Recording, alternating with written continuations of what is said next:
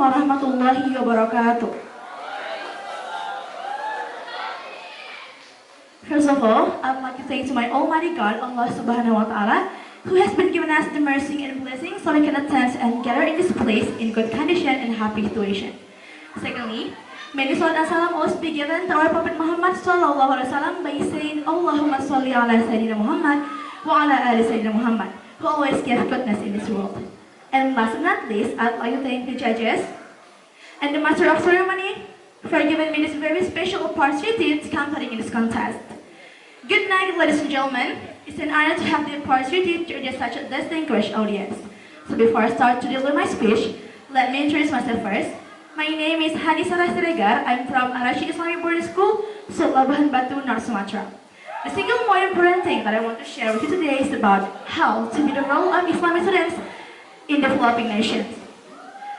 Ladies and gentlemen, the future of any country depends upon its students. A country's name and fame rests on the educated youth. In other words, the students are the real future of any country. If the power of young men and students is directed to constructive purposes, the whole nation will move to all-round development. This responsibility has increased immensely with the dawn of independence.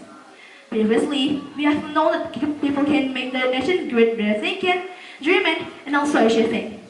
There is an example. People are growing trees where students are seed. A good seed gives a good tree. A good tree gives a good fruit. A student becomes a good citizen. A good citizen makes a better society. The students are prospective heirs of nation, so they should be well equipped with sound moral, political, and economical views. They are pillars on which beautiful edifices will be built. Students must have these qualities. First, desire to win. Second, courage to do things. Third, wisdom to understand and unravel the problems. What about the Islamic students? Actually, we are vital organs of nation. We are the future leader of our country. As Allah said in Al-Quran, Al-Baqarah 30. A'udhu billahi minasyaitonir rajim. Wa idh qala rabbuka lil malaikati inni ja'ilun fil ardi khalifah. That means, and mention, Ya Muhammad, when your Lord said to the angels, indeed, I will make upon the earth a successive authority. We are the future citizens who can become nation's most needed categories like producers, protectors, and philosophers. Producers for the needed items which may be related to food, electronic, engineering arenas, and others. Protectors for the nation, philosophers guide the nation. Apart from this, we, as the Islamic students, must play these arts of life to make the best nation. First, Islamic students as a human resource. A nation for its existence basically needs food, cloth, and shelter. Recently, we have come to know that there is something left behind which is to be considered. Every student must become a human resource to strengthen society and nation. Let us see the North-East countries which have turned into human resource countries. Second, Islamic students as individuals to society. We must individualize his environment. We must be active in every field. We should participate in politics also. Third, Islamic students as a man of erudition. We should get erudition through discipline. We should be helpful to the nation. We are one who can learn, challenge, and achieve. An Islamic student is a young soldier who safeguards nation. An Islamic student must be a man of action rather than a dreamer. When he gets erudition, then only he can challenge ordeals. Fourth, Islamic students as a selfless person. Our nation becomes corrupted because of selfishness.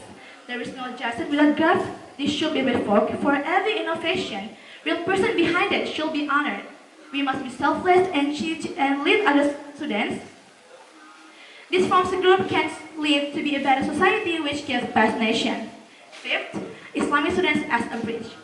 A student must be a bridge between pre-generation and past generation. He must take suggestion from pre-generation and guide the past generation. This will help to secure the knowledge and growth of nation. So, ladies and gentlemen, the Islamic student must play these acts of life to make the best nation. A saying says, education should be given up to 25 years at the elementary level and up to 35 years at the higher level. Knowledge is one of the most important things to build in our country, which is very important thing must be persuaded by all Muslims, especially for us as Islamic students. In Surah Al-Alaq mentioned the word Iqra bismi rabbika. That means Allah commands us to get all knowledge in the rational or religious countries from study. If we're talking about studying is a need for everybody. It's also a media to get predicate and knowledge. By having my knowledge, we might know what happened in our country or in the world. By having my knowledge, we are able to improve our quality for our model in our future. Ladies and gentlemen, the problem in nation development is very complex, such as poverty, lack of human skill, income inequality, low level productivity, accumulation of foreign debt, and illiteracy. The data from HDI shows that only several countries are categorized as high of human development, that are in excessive oil resources and others in middle and low of human development. It can be solved if the fundamental factor of development is fulfilled by the government and society. Moreover, Islam has given example of development through the sources of Islam regarding economic development. As we know that human has two responsible on earth according to Islam. First, worshipper of Almighty Allah for akhirah. As mentioned in Surah Az-Zariyat 56. A'udzu billahi minasyaitonir rajim. Bismillahirrahmanirrahim. Wa ma khalaqtul jinna wal insa illa liya'budun.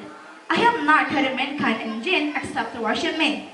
And second, agent of prosperity for dunyawi. As mentioned in Surah Al-A'raf 56. A'udzu billahi minasyaitonir rajim. Qala ya qaumi laisa bi dhalalah walakinni rasulun min rabbil alamin. For my people, there is none error in me, but I am a messenger from the Lord of the world. So, ladies and gentlemen, unfortunately, this responsibility is forgotten and disaggregated in life of Muslims today. The secular view has its roots and practices in the life of Muslims in the world. So, ladies and gentlemen, there is so much big problem in our country. How do we handle this problem? Until now, it's our responsibility to solve.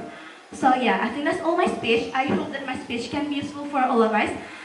I apologize for any words or behavior that unpleasing your head. Thank you very much for the opportunity and your kind attention. Good night everyone. Wassalamualaikum warahmatullahi wabarakatuh.